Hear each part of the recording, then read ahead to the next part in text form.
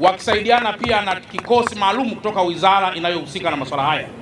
Na sisi katika mkoa wetu, ndugu yangu Sixtus Mapunda, mkuu wa wilaya Temeke, amekwenda kutuwakilisha ama kuniwakilisha na mimi ili tupate maarifa ya namna ya kuandaa mashindano hayo. Lakini jambo la pili, mnafahamu kwamba amani katika kila jambo ndio msingi wa kila jambo. Na kwa mantiki hiyo, jambo la pili la muhimu, sisi kama wakazi wa mkoa wa Dar es Salaam tunajitahidi na tutahakikisha kwamba amani inalindwa ili mashindano haya makubwa na muhimu kwa uchumi wa Afrika, uchumi wa Tanzania yasiweze kutetereka.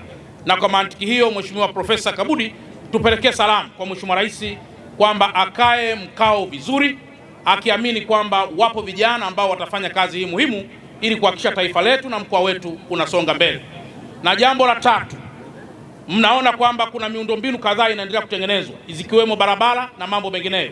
Nataka niwathibitishie kwamba tumekushajipanga na wawekezaji kutoka private sector kuendelea kujenga hoteli maalum na za nyota 5 ili wale wageni wote watakaofika na hasa mwaka 2027 wasihangaike katika masuala ya malazi, wasihangaike katika masuala mengine yoyote yanayohusiana na masuala hayo.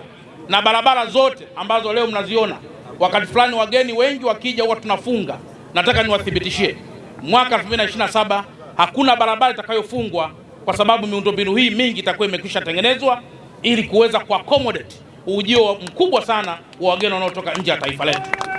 Na mwisho, wakazi wote wa mkoa wa Dar es Salaam, naomba tuendelee tena kuwaunga mkono Taifa Stars. Mliwahi kuona sisi wakazi wa mkoa wa Dar es Salaam tulikuwa tukitoa zawadi za hapa na pale kwa wachezaji wetu. Kwa hiyo inapofikia hatua hiyo, tujitahidi kutoa zawadi ambazo pia zinaleta hamasa kwa wachezaji wetu. Mheshimiwa Rais anafanya hivyo, wizara inafanya hivyo, wadau kutoka sekta binafsi wanafanya hivyo, TFF wanafanya hivyo, na sisi pia tujiunge mkono kufanya namna hiyo, kwa sababu michezo ni uchumi, michezo ni utalii, michezo ni afya na mambo mengineyo namna hiyo. Jamhuri ya Muungano wa Tanzania, kazi iendelee. Asante sana.